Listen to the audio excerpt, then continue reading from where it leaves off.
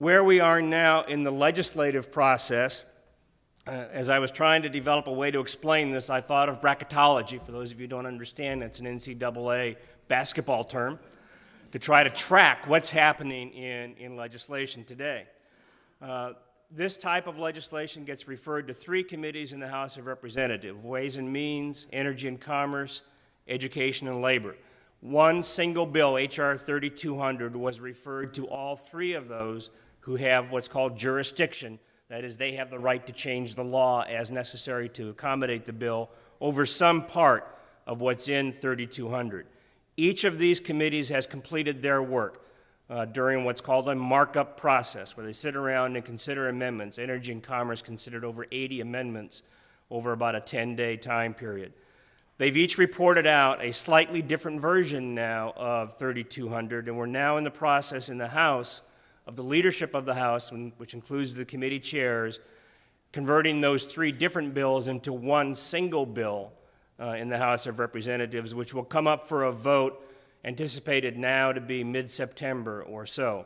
But as you know, watching the media, those dates slide around a bit. So in the House, we're at the point of developing a single bill. In the Senate, the bill gets referred to two different committees: the Senate Finance Committee and the Senate Committee on Health, Education, Labor, and Pensions. The HELP Committee has completed its work. Again, considering all of the amendments they wanted to, final markup, produced a bill that they've reported out. The Finance Committee has not held its markup sessions yet.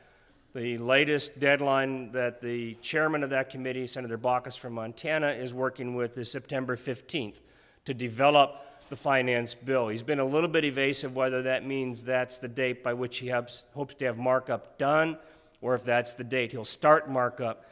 There is a group of 6 members of that committee, 3 from each party, that are meeting even now during what is a break period for Congress.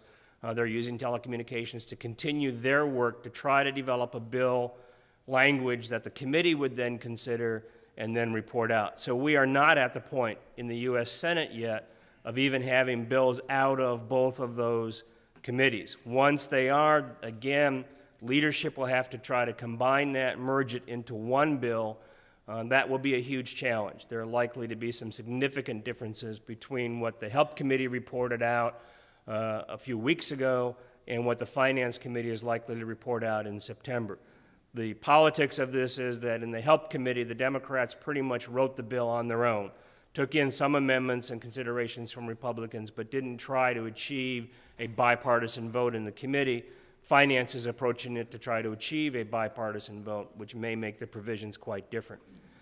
Then finally, in September, October, on current trajectories, although this could easily change, there would be a vote on the floor of the House of Representatives and a vote on the floor of the Senate at about the same time.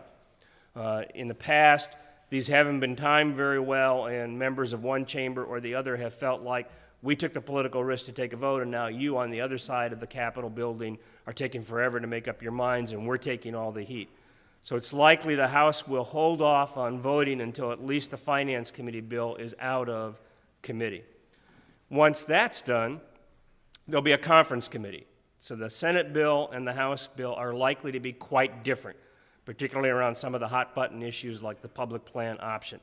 So that will have to be conferenced between the two committees. The conference committee is usually the committee leadership from these committees coming together with leadership of each chamber to try to work through a single bill that then comes back out for the House and the Senate vote. They're hoping to do that sometime mid to late October and then send it to the President for signature.